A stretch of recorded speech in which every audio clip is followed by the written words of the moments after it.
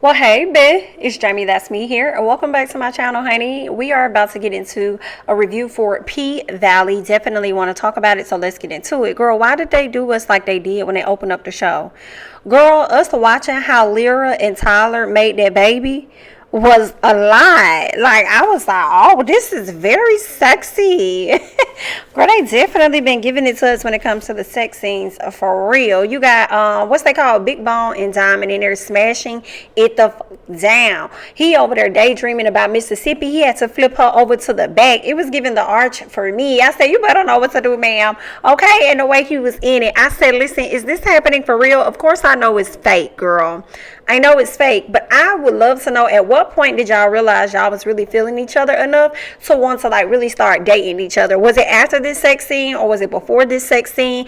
I want to know the background on the link up between Lyra and Tyler.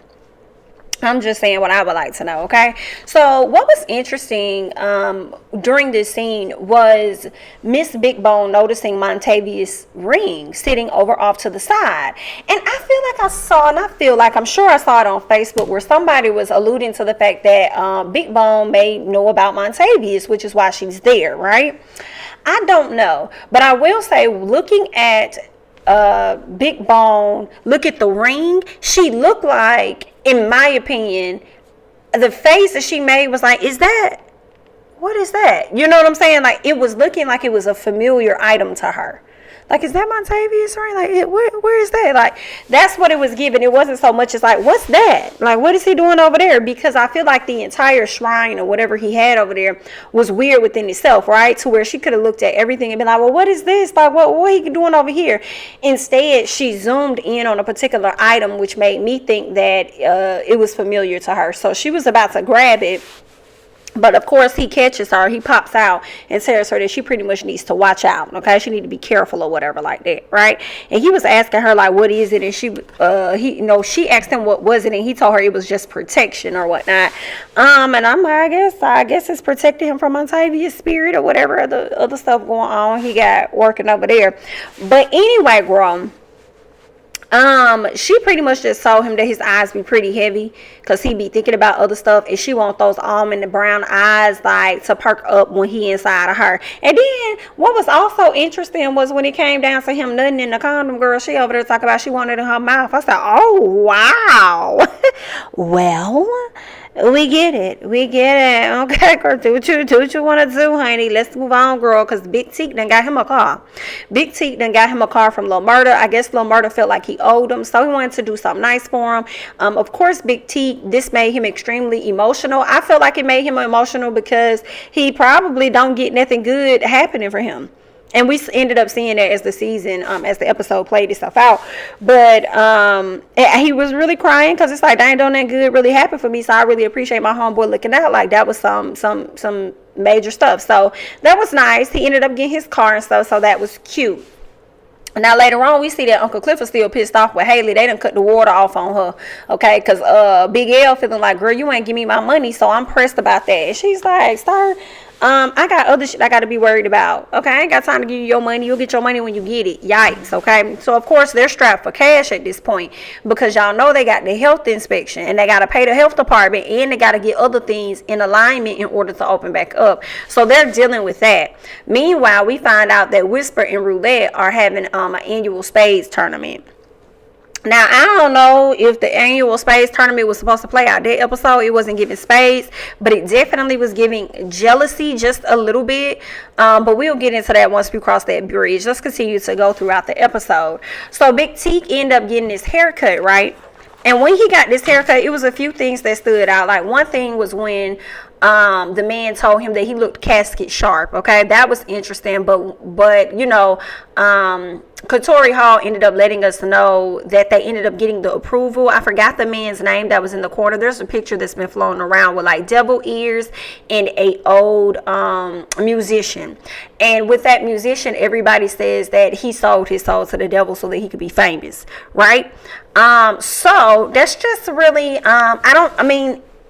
it was interesting, not so much as like, oh, is Big T finna go off and steal his soul or something like that, but it seemed like he already had the devil on his back, basically. And the man told him he looked casket sharp, but once he said that, I said, dang, he foreshadowing death. Who's about to die? It sounds like he's talking about Big T when he say he look casket sharp. Yikes, okay? Don't ever tell me I look casket sharp, girl. Scoot over. What else did he say? He also was asking Murder, because Murder was like, dang, I can't believe Big Rome, up and fell and died or whatever like that, but the blog's not saying how he passed away, so he's just not learning the news through the blogs or whatever. He didn't really know what truly happened, but he'll find out, right? So what also was just kind of a little interesting was when the barber asked Murder about songs that he do, and Murder was, going off on the songs, like listing the songs that he does, and then he ended up saying that you need to have this dude on your track, or something like this dude needs to be on the track. Sounds like he was talking about Big T. So I'm wondering with Big T, did he always have dreams of being a rapper? And probably just feels like, hey, it's not gonna happen for me. It's never gonna happen for me because nothing good ever happens for me. So he just let go of the idea of, pursuing that particular thing. Another thing I want to say, like, Big T really had some severe mental health issues, and it's just funny how we responded to Big T and his antics. And I feel like we do that on like a normal basis, like on a regular. I feel like it's, I want to say conditioned, but it's just in our nature to always act like somebody crazy or whatever like that, not really considering the fact that they may be going through some things mentally for real. Because when Big T was out here doing these antics, it was like, man, this is crazy. Like, what is he doing? Like, why is he acting like that? Like, hey, he just, he a short fuse with everybody. And like, whole time this man really is going through it. But a lot of those times we don't really consider that a person's really going through some things. I think now we're becoming more woke to people going through stuff like that. But any other time, it's typically us just labeling them as though they're crazy and they can't really be around us like that. Like when Wody called him and said, look, Big T ain't coming on the road with us. And Murder's like, no, I want him to come on the road. He need to come on the road. I need to have him on the road. And Wody's like, nah, that nigga, he too much of a liability. Like, he just be doing too much. Okay? And I mean, I can't really follow him on that. I mean, it was definitely coming off like a little bit of a liability, girl. It definitely was, because he definitely was ready to blow up and fight at anybody for whatever. So I definitely understood where Wody was coming from, but it just made me reflect and think about just overall how we treat people when they're going through stuff, and instead of really, sitting down trying to see what they're going through or whatever, we just automatically write them off and just consider them crazy and whatever, But let's keep going, because Murder ends up hopping on the phone with Mississippi, where Mississippi pretty much told him that, listen, when Rome died, he tried to, do with me. And I ended up telling Wody, and Rome also told me that he knew about you and Big T. So I told Wody, and then next thing this happened. But she really couldn't have, I feel, a more in-depth conversation with him, because Derek bust in the room and talk about something, what you doing, who you on the phone with. Like, scoot back. Like, I'm just, girl, okay, so he over there being nosy. She hops off the phone, I guess they done learned that Derek done learned that, Rome done passed away. I'm surprised he don't find it to be suspicious. Like, this man done passed away, but my girl is back at the house. Interesting. I'm surprised. I mean, who knows, child. But anywho, it sounds like Derek done got him a job, but don't nobody give a damn. So let's move on. T got some other stuff going on, right? He mentioned another foreshadow telling Murder, make sure you live every day like it's your last, or whatever. You gotta live every day like it's your last. He mentioned that. Murder wants to, no, Teak wants to drop Murder off, because I feel like the reason he got his haircut was so don't nobody got to do it later. I feel like his whole plan was to off himself, and it really was going to be that day. But Mr. Murder wanted to come along wherever he went, and it seems like he wanted to go by his old home. Like, he had plans. I think Teak knew today was gonna be the day, and I also think that he had plans to go through whatever routes, go and check that home that he ended up going to and doing whatever, reminiscing, taking, embracing it for the last day, and he was gonna tap out. I think that was his whole plan the entire time, was to tap out on that particular day. What ended up happening? Yeah, so Murder wanted to, Teak wanted to drop Murder off. Murder wanted to just pretty much ride with him for the most part. Like, I might as well just ride around with you and kick it with you. And that's not what Teak wanted, but he accepted it, and he just went along with it. So there's that. Mercedes and the woman watching her child. I'm tired of this drunk ass woman. Mercedes wants her daughter because this bitch is too drunk, and she had the audacity to sit up there and try and insult this girl because she has worked as a stripper, and you kind of got her child by default because she was a child when she got pregnant, gave the child over to y'all. I guess you ain't had no children with your husband when he was out here cheating. But now you want to keep this little girl hostage because your ass lonely as fuck. But you don't want to do right by her and feel like Mercedes can't do right by her. But what that little girl look like taking care of a fucking drunk that ain't even her mama? Really, you know, if it was her mama, she still shouldn't have to take care of no grown ass person that's drunk. She just shouldn't have to do that. You know, and I just didn't like how the woman was talking to Mercedes, talking down to her. And I'm just like, girl, you ain't SHI. Who you think you is?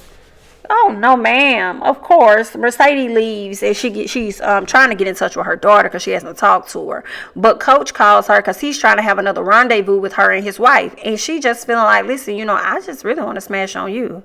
I'm really not trying to do all of that with your wife. And he was like, well, I guess she just really enjoyed it, so you know, just do it one time for me. Like, can you just do it one more time for me? And indeed, she does do that. So let me go and get Mercedes' segment out the way.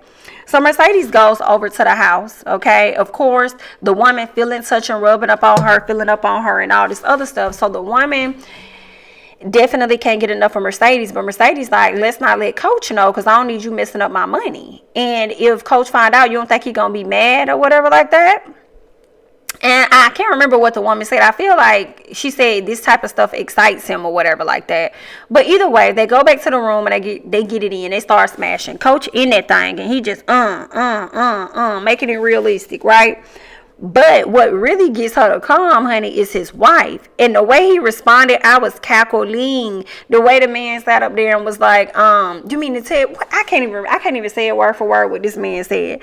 But basically, he just felt the way that his wife and Mercedes, he just knew she was cheating on him. He could tell from the chemistry between the ladies. He was surprised that, you know, she was into women like that. And she said, it's sad that we've been together this many years and you never even known that I like Courtois just as much as you. You never knew that. And I probably like it more than I like your ass, but you've been too focused and selfish on your damn self. And it was funny because when he was calling her out to be cheating or something like that, he was like, she was like, nah, that's not what it is or something. And he was like, damn that. He said, I know what two women smashing on each other look like or something like that, he said. I just thought that was so funny. Lord have mercy. I wish I had the little audio clip that I could play because that was just too funny to me. But anyway, he was dragging on Mercedes trying to get her the hell up out his house, and she was like, not till you get my $40,000 or however much money he owed her. And he was like, you ain't getting shit. And then the wife said, no, you don't do that. You don't, slide out on no business deal. Well, he went to go get the money, and the lady ended up giving, I don't know what, I feel like Mercedes said something to defend the wife, but the wife still let her know, which was, I don't know why Mercedes got upset, y'all, because the wife ended up giving her shoes. And at the end of the day, girl, this was good, this was cute, but this is how I survived. So I'm gonna go back to my husband. You can get your shoes and you can go ahead and go. My bad, girl, I'll probably call you later. And Mercedes gets mad and leaves the money, and it's like, Mercedes, you get on my damn nerves, because you know you out here broke as hell, and you know you need all the coin. Let me tell you, I'm not going to be sitting up here humping on no bed with no man and his wife and think I'm not going to get every bit of my $40,000. I don't give a damn how mad I am. Girl, I would have opened that door right back up, went right back in there and grabbed my put it in this bag and let me go. Period. And you better hope that I don't add interest on your ass for cutting out on this business deal. Period. Excuse me, give me what Taraji told Jody, give me my shake. I would have came in there, bitch, give me my money. Give me my shit so I can get the hell up out of here. Wrong with y'all? It ain't my fault. Are you mad at me? You need to be mad at your wife. Check your wife and then be mad at your damn self that you wasn't tuned in with what it is that your wife like. And mad that I done came in and gave her the ultimate Mercedes experience. And then you want to get mad. So you the only person around here that can get God? You the only person right here that can get God? Girl, he should have got his ass read down. But I hate Mercedes left out the house and she didn't get her money. I was like, girl, I could slap the hell. Anyway, Murder and Teak done went out to eat, child. They over there reminiscing on the past. Seems like they actually did have a relationship in the past as they talk about things. And I don't know, but that could have been the last straw for Big Teak. As they reminisce about the past, and then Teak asks about Clifford. Wants to know more about Clifford. Of course, Murder opens up like about Clifford as though Clifford was the best thing he's ever had, ever come across. Like he's one in a million, one of a kind. Nobody matches up to him type thing, or her type thing.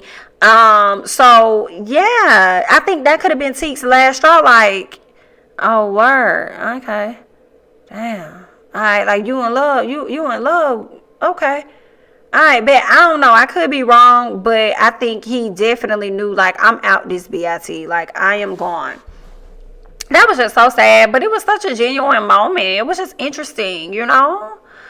When Murder put his hands on Big Teek's hands, and Big Teek got the, chills down his spine, and then he jumped back like, nah, I can't, you moved on. I'm gonna let you go on, be happy, do what you gonna do, honey. And he squeezed his nose or whatever like that. I'm like, oh, look at this. I mean, it's really interesting for me because I feel like I've never seen any. I know I haven't. It's not a feel. I know I have never seen a gay relationship or a gay interaction like I've seen on P Valley. You know what I'm saying? I feel like, I don't know, it's just a different vibe that I really can appreciate. You know, like, I don't know, I feel like it really shows you what be happening in, like, the relationships and stuff like that. Like, it's no different from a heterosexual relationship or whatnot. So, I don't know, I kind of appreciate that. But yeah, so I mean, even though they not together, but you know what I'm saying, girl. Like, anyway, honey, let's keep going, because Keyshawn pissed me off too, girl. Keyshawn over there finally decides she finna get the hell away. When Derek left, she gonna run to the damn car to see if the car is she didn't run to the car. This is what I wish she would have did that. But let me tell you what she did. She grabs her kids, she grabs as many bags as she can. She's taking her time, in my opinion, getting these kids in the car. You know what I'm saying? And I'm just like, girl, when a woman trying to get out of Dodge, like, girl, she her up, nigga, get your ass over there, get over there, like, it just would have been another whole, like, I don't know, I just feel like, maybe it's how it was shot, of course, but I'm like, girl, you should have been rushing. You was taking your time. And as soon as she got in that car, I'm like, watch this bitch don't crank up, because this is too much like right. Watch it. And it didn't crank up. She goes to the back, looked like the battery was taken out of the vehicle. So I don't know if he did that to keep her stranded, or if he did that because he needed it. But my thing is this: why didn't you go outside already? In my mind, guys, and I could be wrong, you leave these kids so damn much, girl, you could have left them on the porch while you ran down or something. I mean, ran down and at least checked on the car.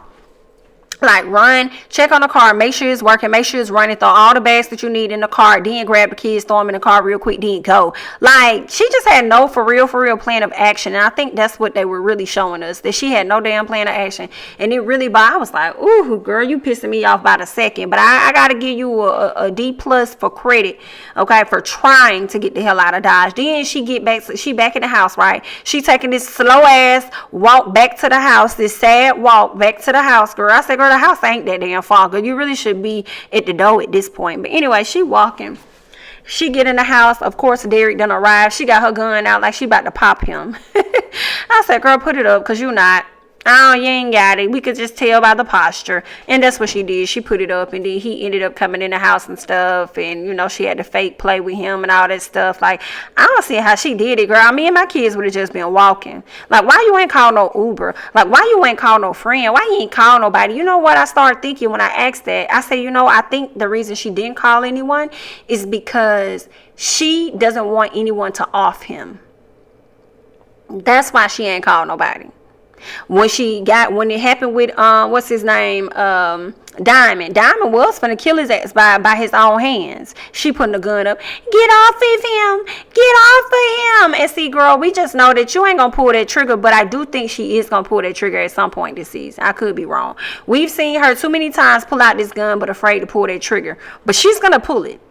Okay, I feel like third time's a charm. She gonna pull that mug out, and she definitely gonna pop somebody. But I think that she doesn't want anybody to kill her man, or her kid's dad. Like, when she told Wody what happened, you could run to Wody and tell him what the hell this fool done did, but you can't run to nobody else and tell them what your man over here doing to you.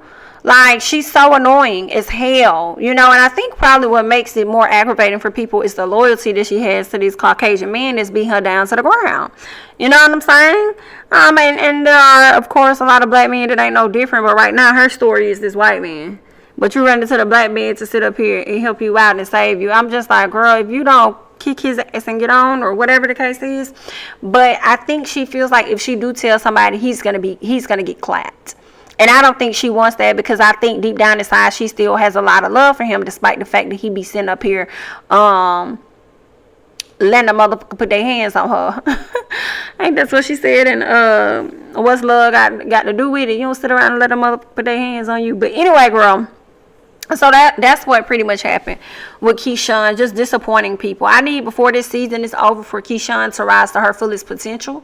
And once she claps him, and once again, I feel like she probably gonna be needing Uncle Clifford to help with that.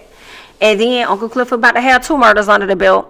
You know what I'm saying? But once everything happens, I want to see her, like, you know, I'm that girl. I want to see her rise to, you know, wherever she needs to be. Like, I'm that girl. But anyway, let's keep going, okay? Murder and T get to the gas station, honey. He done heard his song on the radio. So when he heard the song on the radio, like, he's going crazy. He was like, yeah, that's me. That's me. And I just love when he get in his little bag like that. He hopping on the car and going crazy. Teak going crazy. Everybody happy. Teak about to fight somebody. Like, it was a mess, but he was crunk, and I enjoyed it. They ended up pulling up to a lake where they ended up having a conversation where Teak really opened up about his life. And when he opened up about his life, he let us know that the tears on his face are really for his siblings, because he saw his mom murder all of them, including her. You know, she unalived herself, from my understanding. So she took everybody out. And he was next, but he ended up running down to that river so that he could make sure that he wasn't a part of the pack. You know, I really hate that for him. Like, I just feel like he just had such a tough upbringing. I mean, he knew murder when he was younger, but then it's like, how old were you when you went into prison? And you were there for God knows how many years. And then, like, I mean, just traumatized. Like, he just been through so much, which makes sense why he jumps out and he cracks out. And, you know, he's just ready to fight people. And He just been through so freaking much. Like, it's just a lot. I really hate that for him. But they had, like, a really nice moment sitting on the hood, reminiscing, talking. Seemed like Murder may not have known these things about him when he opened up about the passing or the murders of his siblings and stuff. And so it seemed like Murder may not have known that, but, you know, he just got updated or whatnot. And what else ended up happening? Yeah, they get in the car. You know, Teak wanted to drop him off. Murder didn't want to go. Teak was like, let me know where to drop you off at. Murder didn't want to go. I'm going to sit right here with you. We're going to watch the sunrise. And Teak like, nah. He pulls out the gun and he about to pop himself. He pulls out the gun, and it was just crazy. Because, like I said, I feel like that was Teak's plan the entire time. I also feel like Teak probably had a different plan for how his passing was going to go. I don't know if he was going to drown himself in that river, or if he was always going to pass by the weapon. You know what I'm saying? I'm not sure, but I think Murder could have messed up his plan. Number one, on what time he was going to unalive himself, how he was going to unalive himself, in my opinion. But next thing you know, we see Murder come from out the car, and he got blood on him. And at first, I could tell people probably was like, oh, well, was Murder shot? And I'm like, nah, he too much of a main character for him to get popped. You know what I'm saying? So I think, you know, that's what I'm thinking. So I'm like, nah, I think his friend really did do that to himself. So then, you know, Murder, I knew it. As soon as I saw him hit the ground, I said, watch he go to Uncle Clifford. Next thing, he goes straight to Uncle Clifford. Goes to Uncle Clifford, tells Uncle Clifford, I'm not okay. You know, and I'm like, yikes, you know, this is definitely about to get y'all back on one accord, get y'all back safe and all that stuff, get y'all, you know, I'm not safe, but get y'all back on one accord, you know, in a better place, I would think, with your relationship. But this gonna be interesting, because y'all know Uncle Clifford, I don't know if that's his auntie. I feel like this is auntie or his grandma or whoever the woman is with him. She got C19. So I'm like, Murder, you probably gonna end up getting sick. you probably gonna get sick from that, and Cliff gonna have to take care of you with that too. But anyway, gonna lock Roulette and Whisper. Okay, so they looking, when we see Roulette and Whisper on the stage, they definitely competing. Roulette definitely outshined Whisper, but it didn't matter because when she came across one of her homeboys, Terrence talking about he want to get on Miss Whisper. And she feeling away, but I know she's comparing herself because she's a darker skinned woman. And of course, Whisper is a lighter skinned woman, and it seems like she get more passes for stuff. So he was like, he said he'll pay her all this money if she lets him eat her cootie swab. And Roulette is like, well, shoot, I wish I had the option instead of like what she said, getting on my knees. I wish I had the option of laying on my back instead of getting on my knees. Girl, that's something. Wow. I really feel like dudes really be out here like that. Like, that's just legit what it is. Like, they definitely be out here like that. It's on some bogus shit. Like, I hate that for her. But what I did like was Duffy kept pulling up on her, telling her how beautiful she was. And she talking about how she a hoe. And he said, well, that's interesting because I'm a hoe too. And I said, oh, Duffy, you got a little swag here, sir. You got a little something about you. I might be here for it. Gidget ain't. Gidget's not. But I might be here for a little bit. You was just crying over Gidget. Now you over Gidget all of a sudden? Is that what it is? I guess, child. Let's keep going. What else happened? Let's get to Andre and Haley. So Andre is having this little gathering or whatnot. I forgot what he called it, but it's pretty much for him being mayor. I feel like he's looking for sponsorships or something for him to be like mayor or whatnot. So it's like a black tie event. So Haley, of course, she shows up. She applies pressure because her whole goal is for her to get this money for the pink. She wants the money for the pink, but she also wants Andre. Ain't nobody finna make me think that different. Like, she want that man. That's why she really came there looking all sexy and stuff with a little red wig on or whatnot. So she comes there, and I don't know what the other guy is. Excuse me, the other guy's name, but he can't stand her. I don't know why that man just really do not like Haley. I feel like it's because Haley sees through his BS, and she's truly a finesser, and maybe he knows that she's a finesser like him, so that's why he can't stand her, because she's a woman, right? So he done put the light skinned man done put her out the black tie event only for her to return with some lady named Miss Bateson or Miss Batson or whatever. So I guess she's one of the investors. I'm gonna be honest, I was a bit confused about that conversation of everybody sitting down, so I'm summarizing it the best way that I can, but it has a lot to do with them wanting the damn number one, Andre wanting to be mayor, and number two, them wanting to purchase that property. Everybody wants the casino. At the end of the day, it's gonna bring them a lot of money.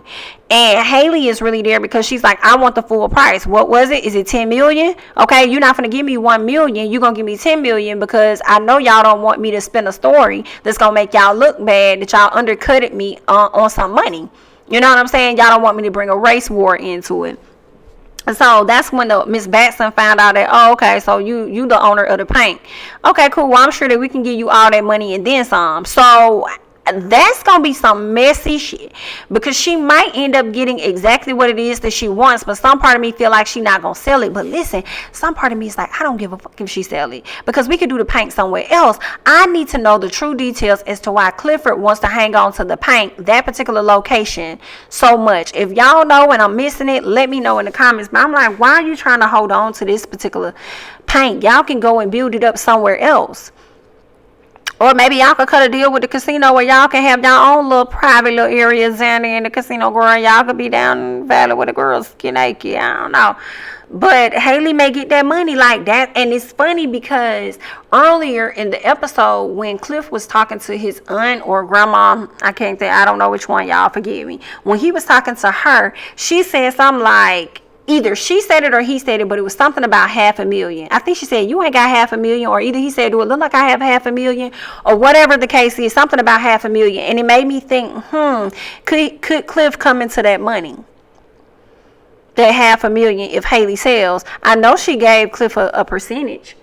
So if she gave Cliff a percentage, that's gonna be a whole lot of money if she get that 10 million. But you know what I'm saying? That's what I'm thinking. But anyway, Haley make her way upstairs.